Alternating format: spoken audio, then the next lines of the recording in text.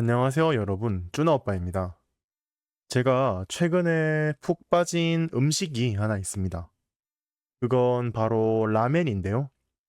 왜냐면 유튜브에서 라멘 먹방을 봤거든요.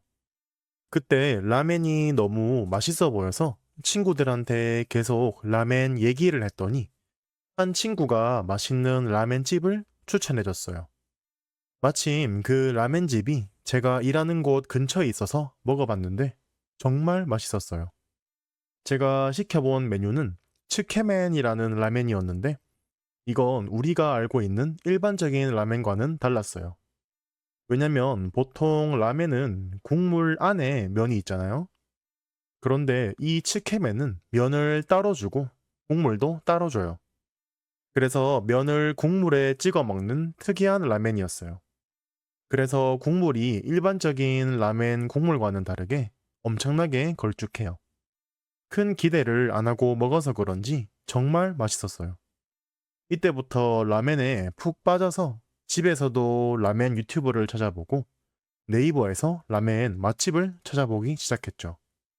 결국 대구 라멘 맛집 지도까지 찾아서 요즘 친구들과 같이 라멘 투어를 하고 있어요. 최근에는 지로 라멘에 푹 빠졌는데요. 지로 라멘은 특이한 라멘이에요. 어떤 점이 특이하냐면 양이 정말 많아요. 기본적으로 면이 200g부터 시작하더라고요. 거의 라면 2개 정도의 양이죠. 사실 200g이면 그렇게 많지는 않다고 생각합니다. 남자면 200g은 다 먹을 수 있죠. 그래서 300g까지 하는 것도 많고, 많게는 면만 500g씩 주는 것도 많더라고요. 양이 너무 많아서 라멘이 그릇 위에 산처럼 쌓여 있어요. 남자들은 보통 양 많은 음식을 좋아하잖아요. 그래서 남자들이 꽤 좋아하는 라멘이에요. 맛이 고급지고 특별하다기보다는 그냥 짜고 자극적인데 양이 많으니까 남자들이 특히 좋아하는 거죠. 요즘은 이런 특이한 라멘들을 한국에서 맛볼 수 있는 게 정말 기뻐요. 왜냐면 10년 전쯤에는 라멘 씬이 한국에서 이렇게 크지 않았어요. 원래 한국에서 먹을 수 있던 라멘은 일본의 라멘과는 많이 달랐어요. 퀄리티도 일본의 라멘보다 훨씬 부족했고 종류도 훨씬 적었죠. 옛날엔 한국에서 가장 찾기 쉬운 라멘은 돈코츠 라멘이었는데 이건 돼지 뼈로 육수를 만든 라멘이에요. 제가 알기론 돈코츠 라멘은 일본에서 그렇게 흔하지는 않은 라멘이라고 해요. 돈코츠 라멘은 후쿠오카 지역의 라멘인데 후쿠오카가 한국에서 제일 가깝고 그만큼 한국인들이 후쿠오카에 가서 후쿠오카의 돈코츠 라멘을 먹다 보니 한국인들이 돈코츠 라멘에 익숙해진 거라고 생각해요. 그리고 한국 사람들은 돼지국밥도 좋아하는데 돈코츠 라멘과 돼지국밥은 정말 비슷하니까 당연히 좋아하겠죠. 사실 돼지국밥에서 밥을 빼고 면을 넣으면 그게 돈코츠 라멘이 되는 거예요. 하지만 시간이 지나서 이제는 일본에서 먹는 다양한 라멘들을 한국에서도 쉽게 찾아볼 수 있어요. 시오 라멘, 쇼유 라멘, 돈코츠 라멘, 이에케 라멘, 츠케멘. 이제는 일본의 라멘들을 쉽게 찾아볼 수 있어요. 물론 대구에도 많습니다.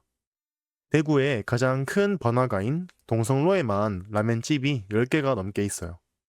그래서 요즘 친구들과 라멘 투어를 하고 있는데 참 행복합니다. 사실 저는 일본에 3번 정도 가봤고, 일본에서 라멘을 여러 번 먹어봤는데, 사실 그렇게 특별하다는 느낌을 받지는 못했어요. 처음에는 일본의 라멘에 큰 기대를 했었어요. 왜냐면 라멘은 일본의 음식이니까 한국에서 먹던 라멘보다 훨씬 맛있겠지 하는 기대가 있었어요. 물론 한국에서 먹던 라멘보다는 맛있었는데, 한국의 내 입맛에 안 맞는 부분들이 조금 있었어요. 왜냐면 기본적으로 일본의 라멘은 너무 짰어요. 맛있게 짠 게 아니고 너무 짜서 맛이 잘 안 느껴질 정도였어요. 그렇게 라멘 한 그릇을 다 먹으면 너무 짜서 물을 계속 마셔야 했었어요. 그리고 다음 날에도 계속 목이 말랐어요. 그리고 또 다른 점은 라멘의 돼지 냄새가 너무 심했어요. 저는 돈코츠 라멘을 자주 먹었는데 돼지의 냄새가 정말 심했어요. 사실 저는 대구 사람이라서 돼지 냄새에 그렇게 민감하지는 않아요. 왜냐면 대구 사람들은 돼지국밥을 많이 먹으니까 돼지 냄새가 많은 돼지국밥도 익숙하거든요. 하지만 일본의 라멘은 어나더 레벨이었어요. 냄새가 너무 구리구리해서 이거 먹는 거 맞나? 라는 생각부터 들 정도였어요. 그런데 맛은 정말 괜찮았어요. 제 목표는 일본에 가서 본격적인 라멘 투어를 해보는 거예요. 아무래도 옛날에 일본에 가서 먹은 라멘들은 퀄리티가 약간 떨어진다고 생각하거든요.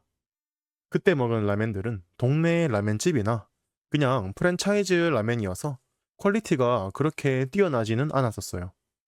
다음에 또 일본에 가서 일본의 유명한 라멘집들의 퀄리티를 맛보고 싶네요.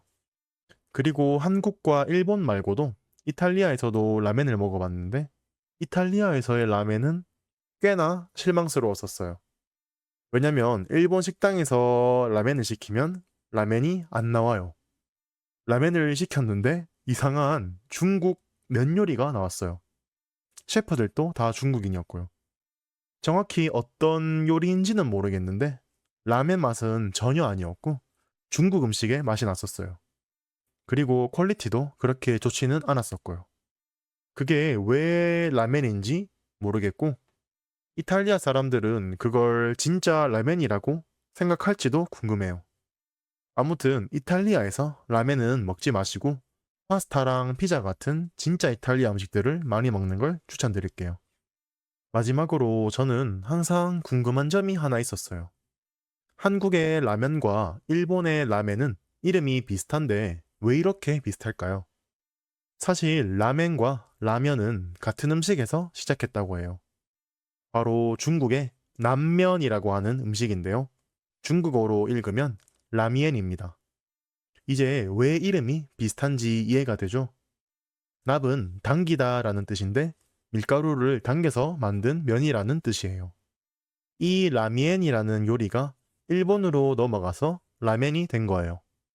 그리고 일본 사람들은 이 라멘을 인스턴트 음식으로 만들기 시작했고 그렇게 일본이 세계 최초의 인스턴트 라멘을 만들었어요. 시간이 지나고 한국에서는 일본의 그 인스턴트 라멘을 한국식으로 읽어서 라면이라는 이름으로 가져왔어요. 그래서 한국인들에게 라면은 봉지에 들어있는 인스턴트 라면이 된 거죠. 결국 일본의 라멘과 한국의 라면의 이름이 비슷한 이유는 중국의 라미엔이라는 음식에서 왔기 때문이고 이제는 세 음식 다 아주 다른 음식이 됐다고 해요. 오늘은 라멘에 대해서 얘기해 봤는데요. 여러분의 나라에서는 어떤 라멘을 먹을 수 있나요? 오늘 또 쭈나오빠의 팟캐스트를 들어주셔서 감사합니다.